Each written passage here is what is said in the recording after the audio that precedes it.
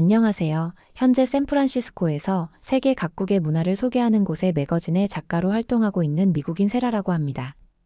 여러분들이 생각하실 때 한 번의 여행이 인생을 바꿀 수 있을까요? 제가 지금 이 자리에서 이 질문을 던지는 이유는 제 인생을 완전히 뒤바꿔 놓은 놀라운 경험이 있었기 때문입니다. 제 이야기 한번 들어봐 주시겠어요? 1988년 여름 7살이었던 저는 처음으로 한국이라는 나라를 만났습니다.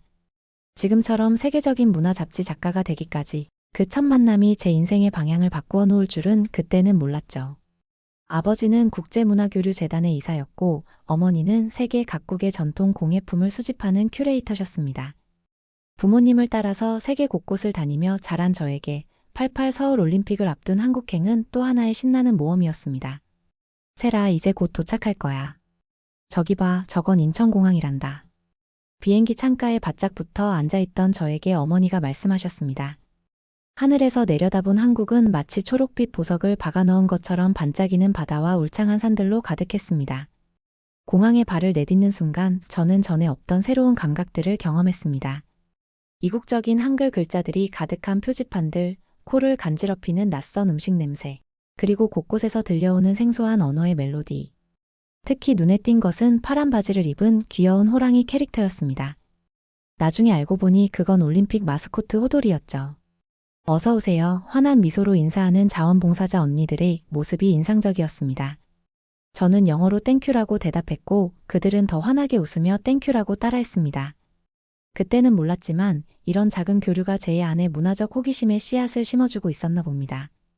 부모님의 지인이신 김 선생님 가족과 함께 지내게 되었는데 그분들의 따스한 환대는 지금도 잊을 수 없습니다. 특히 김 선생님의 딸 미영 언니는 저보다 5살이 많았지만 저를 친동생처럼 챙겨주었죠. 세라야, 이거 약과라고 하는 거야. 우리나라 전통 과자인데 한번 먹어볼래? 미영 언니가 처음 건네준 황금빛 과자를 한 입 베어 물었을 때의 그 맛은 지금도 잊을 수 없습니다. 달콤한 꿀향이 입 안가득 퍼지다가 고소한 참기름의 풍미가 은은하게 퍼지는 맛이었죠. 바삭하면서도 쫀득한 식감은 자꾸만 손이 가게 만들었습니다. 매일 아침이면 김씨 아저씨네 댁 창문 너머로 태극기 흔드는 소리가 들려왔습니다. 올림픽을 준비하는 도시의 활기찬 숨결이 골목 구석구석까지 가득했죠. 우리나라에서 올림픽을 하는 건 정말 큰일이란다. 온 세계 사람들이 우리나라에 오는 거지. 김씨 아저씨의 설명을 들으며 저는 왠지 모를 자부심을 느꼈습니다. 비록 한국인은 아니었지만 이 특별한 순간을 함께 경험하고 있다는 사실이 어린 마음에도 뿌듯했나 봅니다. 미영 언니는 저를 데리고 동네 곳곳을 구경시켜 주었습니다. 세라야, 이쪽으로 와봐. 미영 언니를 따라 구불구불한 골목길로 들어서자 마치 비밀의 정원을 발견한 것처럼 신비로운 풍경이 펼쳐졌습니다. 더운 여름날이었지만 담벼락 틈새로 자라난 나팔꽃, 고양이가 늘어지게 낮잠을 자는 한옥 처마 밑, 손때 묻은 낡은 간판들 사이로 숨어있는 보물 같은 가게들까지. 얼음과수 사세요. 시원한 얼음과수. 골목 어귀에서 들려오는 아저씨의 활기찬 목소리에 발걸음을 멈추었습니다. 더위를 식히기 위해 줄을 서서 기다리는 사람들 사이로 얼음을 갈아 만든 빨간 시럽이 시원하게 흘러들어가는 모습이 무척이나 신기했죠. 그러다 문득 고개를 들면 한복을 곱게 차려입은 할머니들이 우아한 걸음걸이로 지나가셨습니다. 햇살에 반짝이는 한복 치마의 은은한 색감과 규칙적인 리듬을 타는 듯한 할머니들의 발걸음이 마치 한 폭의 그림 같았죠. 저는 폴라로이드 카메라를 꺼내 연신 셔터를 눌렀습니다. 사진이 나올 때마다 미영 언니와 함께 하얀 종이를 흔들며 빨리 나와라 하고 외치던 일이 아직도 선명히 기억납니다. 하얀 종이에 서서히 이미지가 나타나는 그 마법 같은 순간을 기다리며 우리는 들떠 있었죠.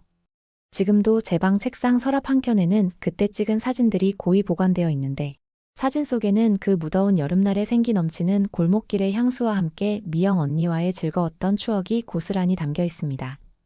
세라야, 이거 써봐. 한글이라고 하는 거야. 어느 날 미영 언니가 저에게 한글 공책을 건네주었습니다. 동그라미, 세로줄, 가로줄이 모여 글자가 되는 신기한 한글의 세계에 저는 푹 빠져들었습니다. 처음에는 자음과 모음을 조합하는 것이 퍼즐 맞추기처럼 어려웠지만 지금은 한국 친구들과 메시지를 주고받을 때마다 그때를 떠올리며 웃음 짓게 됩니다.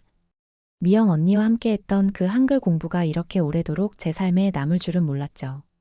주말이면 김씨 아저씨네 가족과 함께 여러 곳을 구경했습니다. 웅장한 경복궁, 북적이는 남대문 시장, 한강공원에서의 소풍까지. 특히 기억에 남는 건 남산타워였습니다. 타워에 올라 서울 전체를 내려다보며 어머니가 말씀하셨죠. 세라야, 저기 봐봐. 이렇게 멋진 도시가 또 어디 있을까? 그때는 몰랐지만 그 말씀은 제 마음 깊이 새겨져 훗날 제가 세계의 도시들을 소개하는 글을 쓰게 된 원동력이 되었을지도 모릅니다. 한국에서의 일상은 매일이 새로운 발견의 연속이었습니다. 아침에 일어나면 김씨 아저씨네 댁 안방에서 들려오는 라디오 소리, 골목길에 울려 퍼지는 뻥튀기 아저씨의 외침, 저녁이면 들려오는 아이들의 놀이 소리까지 모든 소리와 냄새, 풍경이 제게는 신선한 자극이었죠.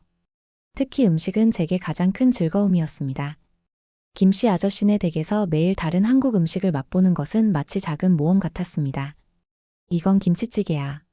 조금 맵지만 먹다 보면 자꾸 생각나는 맛이지. 김치찌개의 매운맛에 눈물을 글썽이면서도 저는 한 숟가락씩 열심히 떠먹었던 기억이 남네요. 올림픽이 다가올수록 도시는 더욱 활기찼습니다. 거리마다 걸린 태극기가 바람에 펄럭였고 시민들은 더 밝은 표정으로 외국인들을 맞이했습니다. 어린 저에게도 그 설레는 기운이 전해져 왔습니다. 특히 인상 깊었던 건 영어를 잘하지 못하면서도 열심히 외국인들과 소통하려 노력하는 한국 사람들의 모습이었죠. 미영 언니는 저에게 매일 한국말을 가르쳐 주었고 저는 언니에게 영어를 알려주었습니다. 땡큐는 한국말로 감사합니다 라고 해요. 리얼리? 감사합니다. 이렇게 서로의 말을 배우며 웃던 순간들이 지금도 생생합니다. 그 시절의 추억 중 잊히지 않는 것은 동네 주민들과 함께했던 길거리 청소였습니다. 어른들을 따라 작은 빗자루를 들고 골목길을 쓸던 일은 어린 제게는 마치 축제 같았습니다. 우리 동네에 손님이 오시는데 깨끗해야지. 주민들의 말씀에 저도 어깨가 으쓱했답니다. 당시 저는 어려서 몰랐지만 세월이 흘러 한국을 소재로 글을 쓰기 위해 자료를 찾아보면서 그때의 의미를 깊이 이해할 수 있었습니다. 88 서울 올림픽은 단순한 스포츠 행사가 아닌 한국이 세계 무대에 당당히 서는 역사적인 순간이었던 거죠. 비록 경제적으로는 아직 발전 중이었지만 올림픽을 통해 한국은 세계에 자신의 저력과 가능성을 보여주었습니다. 외국인들에게 눈길을 끌었던 것은 한국인들의 자부심 넘치는 환대였습니다. 골목길을 청소하고 영어를 서툴게나마 익히며 외국인들에게 한국의 아름다움을 보여주고 싶어 했던 그 마음이 지금에서야 이해가 됩니다. 비록 물질적으로는 부족했을지 모르지만 세계의 자신들의 문화와 발전하는 모습을 보여주고 싶어 했던 그 자부심과 열정이 어린 외국인이었던 제게도 깊은 감동으로 다가왔습니다. 지금도 그때의 기억은 제가 한국을 이해하는 소중한 열쇠가 되어버렸어요. 한국에서의 2달은 순식간에 지나갔습니다. 떠나기 전날 밤 미영 언니는 제게 작은 선물을 주었습니다. 태극 무늬가 그려진 예쁜 수첩이었죠. 세라야, 나중에 커서 꼭 다시 와. 그 말을 들으며 저는 눈물이 날 것 같았습니다. 돌아가는 비행기 안에서 저는 그 수첩에 서툰 글씨로 한국에서의 추억들을 적었습니다. 호돌이, 약과, 나팔꽃 핀 골목길, 미영 언니와 나눈 영어와 한국말, 더운 여름날의 얼음과 수. 하나하나 적어내려가며 이 경험을 절대 잊지 말아야겠다고 다짐했죠. 그때는 몰랐지만 그 작은 수첩이 훗날 제가 세계의 문화를 소개하는 글을 쓰게 된 첫 번째 기록이었습니다. 88 서울 올림픽은 한국의 세계적 도약의 순간이었지만 7살 어린아이였던 저에게는 세상을 바라보는 새로운 눈을 선물해준 시간이었습니다. 그 후로도 저는 자주 한국을 떠올렸고 그때의 수첩을 펼쳐볼 때마다 한국에 대한 그리움이 커져갔습니다. 언젠가는 꼭 다시 한국으로 가야겠다는 마음이 자라났고 그 소망은 제가 성인이 되었을 때 마침내 이루어졌습니다. 수많은 습작과 노력 끝에 저는 샌프란시스코의 글로벌 스토리즈라는 세계 문화 전문 매거진의 작가가 되었고 그때 마침 다시 한국을 찾을 기회가 찾아왔습니다. 한국문화진흥원에서 해외 작가들을 위한 레지던스 프로그램 공고를 보게 되었죠. 그동안 세계 여러 나라의 문화를 소개해왔지만 제 마음 한켠에는 늘 한국이 특별하게 자리 잡고 있었습니다. 어린 시절 추억이 담긴 그곳에서 더 깊이 있는 이야기를 찾을 수 있을 것 같았죠. 문화진흥원에서 제공한 숙소는 서울 북촌의 조용한 골목에 있는 작은 레지던스였습니다. 한옥들이 옹기종기 모여있는 돌담길을 따라 걸어가다 보면 현대식으로 리모델링한 전통 가옥이 나왔죠. 여기가 세라씨 방이에요. 이 건물에는 해외 작가들이 많이 머물다 가시는데 한국 문화를 체험하기에 더없이 좋은 곳이에요. 프로그램 담당자 최 선생님의 목소리에는 따뜻함이 묻어났습니다. 방 안으로 들어서자 전통과 현대가 절묘하게 어우러진 공간이 눈앞에 펼쳐졌습니다. 어린 시절에는 미국과는 너무나 다른 집의 모습에 그저 신기함만 가득했었는데 이곳은 또 다른 감동으로 다가왔습니다. 한옥의 기와와 석가래는 그대로 살리되 통유리로 마감한 창을 통해 쏟아지는 자연광이 방 안을 환하게 비추고 있었죠. 책상과 침대는 현대식이었지만 창호지로 마감한 창틀과 전통 문양의 침구가 한국적인 분위기를 자아냈습니다. 창밖으로는 안채의 처마가 보였는데 처마 끝에 달린 풍경이 바람에 흔들릴 때마다 은은한 소리를 냈습니다. 마당에는 감나무 한 그루가 서 있었고 돌담 너머로는 한옥들의 기와 지붕이 물결처럼 굽이쳐 이어졌죠. 어린 시절에는 그저 신기하기만 했던 한옥의 모습이 이제는 전통과 현대의 아름다운 조화로 제 마음을 사로잡았습니다. 이곳에서 글을 쓰면 정말 좋은 영감을 받을 수 있겠다 생각하자 가슴이 설렜습니다. 이 건물은 원래 80년 된 한옥이었다고 합니다. 20년 전만 해도 이 동네가 다 이런 한옥이었어요. 지금은 많이 없어졌지만 문화진흥원에서 이 건물을 사서 리모델링했죠. 전통 가옥의 구조는 최대한 살리면서 현대적 편의시설을 갖췄어요. 최 선생님의 설명을 들으며 주변을 둘러보니 텐마루와 대청마루의 구조가 그대로 남아있대 바닥 난방과 에어컨이 설치되어 있는 게 보였습니다. 특히 인상적이었던 것은 마당을 둘러싼 회랑이었습니다. 처마 밑으로 이어지는 긴 복도는 마치 시간의 터널 같았어요. 한쪽 끝에는 작은 정원이 있었는데 국화와 단풍나무가 어우러져 절로 감탄이 나왔습니다. 가을이 되면 이 정원이 정말 아름다워요. 작가들이 이곳에서 영감을 많이 받으시죠. 최 선생님의 말씀에 저절로 고개가 끄덕여졌습니다. 중정을 둘러싼 건물 한쪽에는 공용 주방과 식당이 있었습니다. 그곳에서 다른 나라에서 온 작가들과 함께 식사를 하며 서로의 문화를 나누는 시간을 가졌죠. 프랑스에서 온 마리는 한국의 도자기를 연구하고 있었고 호주에서 온 제이는 한국의 현대 건축을 주제로 글을 쓰고 있었습니다. 저마다 다른 시각으로 한국 문화를 바라보는 모습이 흥미로웠습니다. 레지던스 프로그램에는 매주 화요일마다 한국 전통 문화체험 프로그램이 있었습니다. 다도, 한복 입기, 한식 만들기 등 다양한 활동이 준비되어 있었죠. 특히 김치 담그기 수업은 잊지 못할 경험이었습니다. 김치는 단순한 음식이 아니에요. 한국 조상들의 지혜와 정성이 담긴 문화유산이죠. 강사님의 설명을 들으며 직접 배추를 절이고 양념을 만들면서 저는 어린 시절 맛보았던 그 맛을 다시 한번 떠올렸습니다. 하지만 가장 큰 감동을 받은 것은 매주 목요일마다 있었던 특별한 문화 교류 시간이었습니다. 매거진의 작가로서 저는 늘 새로운 시각의 이야기를 찾고 있었습니다. 그런 제게 토지라는 대하드라마는 깊은 울림을 주었죠. 오늘은 토지라는 대하드라마를 보겠습니다. 이 작품을 통해 한국의 근현대사와 민족의 저항정신을 이해할 수 있을 거예요.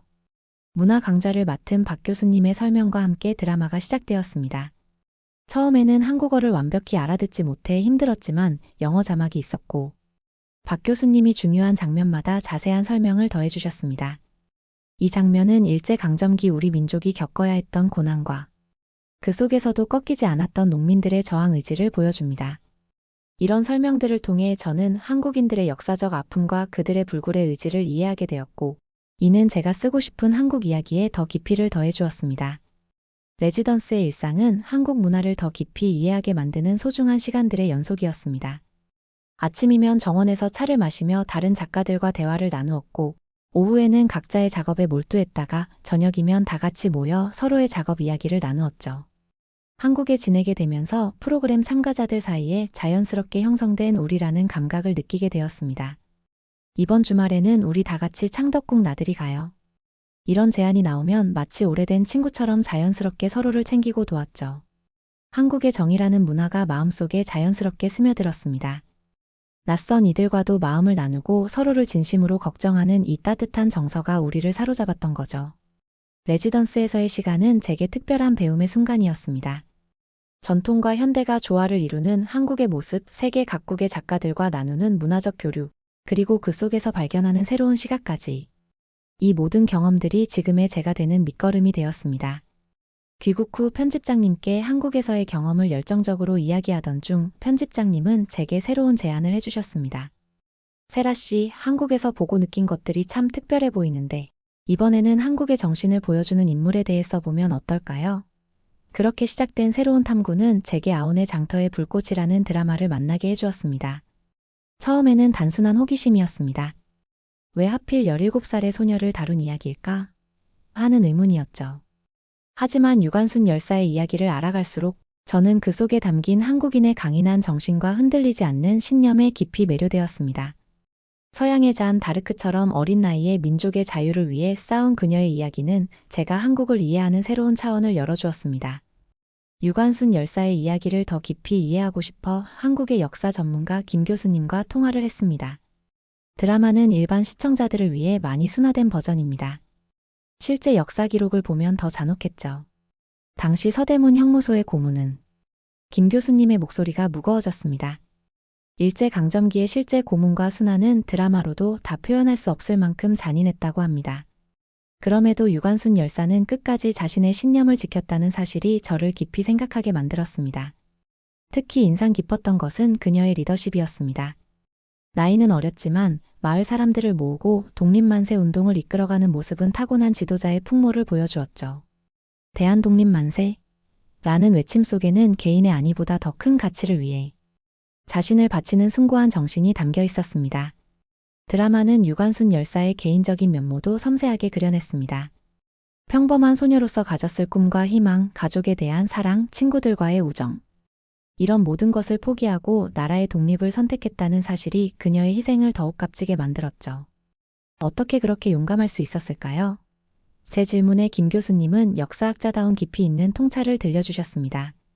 당시 상황을 보면 나라를 잃은 슬픔과 분노, 그리고 정의에 대한 강한 신념이 그분을 그렇게 만들었을 겁니다. 개인의 안위보다 더 큰 가치를 위해 자신을 바칠 수 있는 용기, 그것이 바로 유관순 열사가 우리 역사에 남긴 가장 큰 유산입니다. 드라마는 특히 서대문 형무소에서의 장면들을 통해 유관순 열사의 강인함을 보여주었습니다. 모진 고문 속에서도 꺾이지 않는 의지, 함께 수감된 동지들을 격려하는 따뜻한 마음, 그리고 끝까지 지켜낸 신념. 이런 모습들은 제게 깊은 울림을 주었습니다. 저는 유관순 열사의 이야기를 통해 진정한 용기가 무엇인지 생각하게 되었습니다. 그것은 두려움이 없는 상태가 아니라 두려움이 있음에도 불구하고 옳은 일을 위해 행동하는 것이었죠. 17의 꽃다운 나이에 그토록 큰 결단을 내릴 수 있었던 그녀의 용기는 시대를 초월한 가치를 지니고 있었습니다. 역사를 연구하다 보면 늘 이런 질문에 부딪히게 됩니다. 나라를 위해 목숨을 바친다는 게 과연 어떤 의미였을까요? 김 교수님의 이 말씀은 제게 오랫동안 깊은 생각거리를 던져주었습니다. 개인의 생명보다 더 큰 가치를 위해 자신을 바치는 일. 그것은 단순한 애국심을 넘어선 숭고한 정신이었죠. 드라마는 3.1 운동의 역사적 의미도 잘 보여주었습니다. 전국에서 일어난 만세 운동의 물결, 그 속에서 한 사람 한 사람이 보여준 용기, 그리고 그것이 만들어낸 거대한 역사의 흐름까지. 유관순 열사는 그 큰 흐름 속의 한 별이었지만 가장 밝게 빛나는 별이었습니다. 특히 아운의 장터에서의 만세 운동 장면은 잊을 수 없습니다. 수많은 사람들이 하나 되어 외치는 독립만세 소리, 그 속에서 당당히 앞장서는 17소녀의 모습. 그 장면을 볼 때마다 저는 가슴이 뭉클해졌습니다. 김 교수님과의 대화 이후 유관순 열사에 대한 제 관심은 더욱 깊어졌습니다. 더 많은 자료를 찾아보고 한국의 여러 역사학자들의 논문을 읽으면서 저는 서대문형무소역사관을 꼭 방문해야겠다고 결심했습니다. 마침내 찾은 서대문형무소역사관에서 저는 유관순 열사가 실제로 수감되었던 옥사 앞에 서 있었습니다. 17살이라는 어린 나이에 이곳에 갇혀 온갖 고문을 견뎌내야 했다는 사실에 가슴이 미어졌습니다. 좁은 감방에서도 꺾이지 않았던 그 정신, 동료들을 격려하며 끝까지 지켜낸 신념.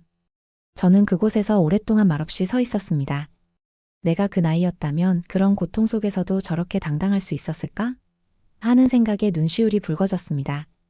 한 어린 소녀가 나라의 독립을 위해 자신의 모든 것을 바치고 그 끔찍한 고문 속에서도 대한독립만세를 외쳤다는 것이 왜 모든 한국인의 가슴에 이토록 깊은 울림으로 남아있는지를. 그것은 단순한 존경을 넘어선 한민족의 영혼에 새겨진 숭고한 희생이었습니다. 그것은 단순히 과거의 영웅 이야기가 아닙니다. 정의와 자유를 위해 자신의 모든 것을 바친 순수한 영혼, 극심한 고통 속에서도 끝까지 지켜낸 신념, 그리고 큰 가치를 위해 자신의 청춘을 기꺼이 내려놓을 수 있었던 그 고귀한 결단. 이런 가치들은 시대를 초월해 우리에게 깊은 울림을 주고 있죠. 유관순 열사의 이야기는 저에게 한 작가로서 무엇을 위해 글을 써야 하는지 깊이 생각하게 만들었습니다. 자유와 정의라는 보편적 가치를 위해 자신의 모든 것을 바친 17살 소녀의 이야기는 국적과 시대를 뛰어넘어 우리 모두에게 깊은 감동을 전해주고 있으니까요. 저는 이제 이 가슴 뭉클한 이야기를 제 독자들에게 전하며 진정한 용기와 희생이 무엇인지 함께 생각해보고자 합니다. 취재를 마무리하며 저는 한국의 역사가 단순한 과거의 기록이 아님을 깨달았습니다. 유관순 열사와 같은 분들의 이야기는 단순한 역사적 사실을 넘어 인간 정신의 위대함을 보여주는 살아있는 증거였습니다. 그들의 저항은 단순한 한거가 아닌 더 나은 미래를 향한 창조적인 에너지였죠. 김 교수님의 자료들을 정리하면서 저는 한국의 현재 모습을 다시 한번 떠올렸습니다. 80년대 민주화 운동부터 오늘날의 첨단 기술 강국으로 성장하기까지 이 나라를 이끌어온 것은 바로 그 불굴의 정신이었을 것입니다. 어린 시절의 기억이 새록새록 떠올랐습니다. 부모님과 함께 처음 한국을 방문했을 때 저는 이미 이 나라의 특별함에 매료되었던 거죠. 이제 성숙한 시각으로 다시 마주한 한국의 이야기는 그때와는 또 다른 감동으로 다가왔습니다. 전통을 지키면서도 세계와 조화롭게 소통하는 모습, 저항 정신을 창조적 에너지로 승화시키는 모습.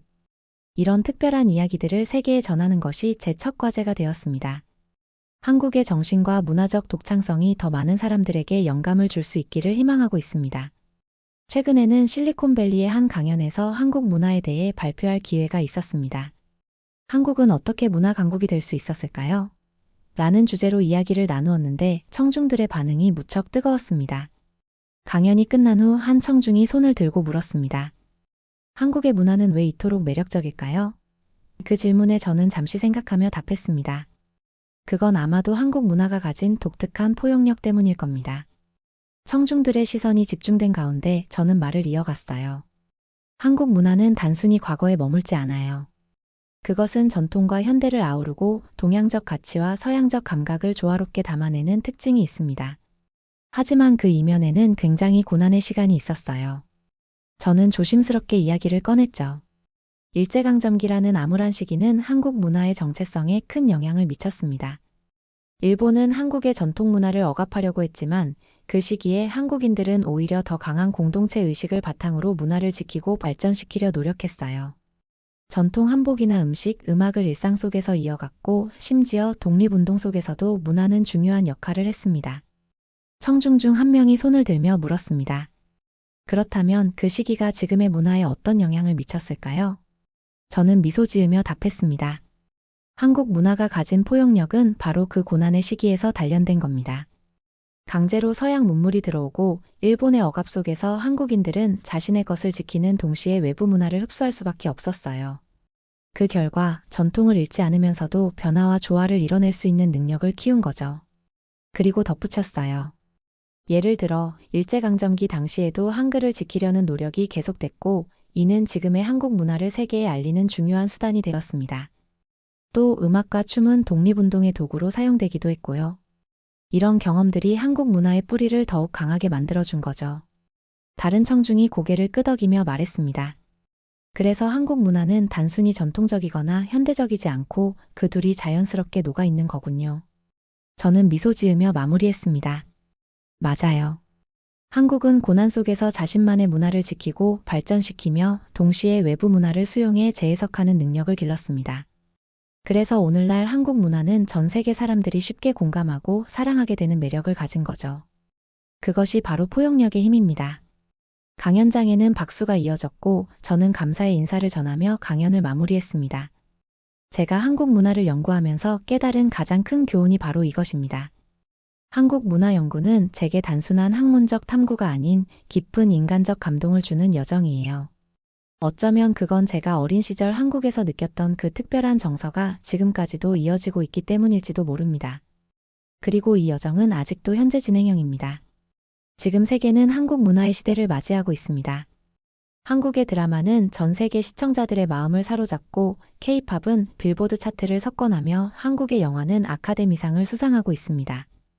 한국의 문학이 노벨상 후보로 거론되고 한식은 미슐랭 스타를 받으며 한국의 뷰티 제품은 세계인의 필수품이 되었죠. 특히 놀라운 것은 이 모든 성과가 불과 수십 년 만에 이루어졌다는 점입니다. 식민지와 전쟁의 폐허 위에서 한국은 단순한 경제 강국을 넘어 세계인의 마음을 사로잡는 문화 강국으로 우뚝 섰습니다. 이것이야말로 한국인의 창조성과 저력을 보여주는 가장 강력한 증거가 아닐까요? 저는 이제 확신합니다. 21세기는 한국의 세기가 될 것이라는 걸요. 전통과 현대를 아우르는 지혜, 우리라는 이름의 따뜻한 포용력, 그리고 끊임없는 혁신을 향한 열정. 이 모든 것들이 한국을 세계 문화의 중심으로 이끌어가고 있기 때문입니다. 이야기 들어주셔서 감사합니다. 이번 이야기를 준비하면서 다시 한번 느끼게 되는군요. K-문화에 대한 대단함이 느껴지는 이야기였던 것 같아요. 마음 한켠이 묵직하면서도 따뜻해졌습니다. 여러분은 어떻게 생각하시나요? 한국 문화를 그냥 당연시하게 느껴지시나요? 아니면 소중하게 느껴지시나요? 좋은 시간이 되셨길 바랍니다.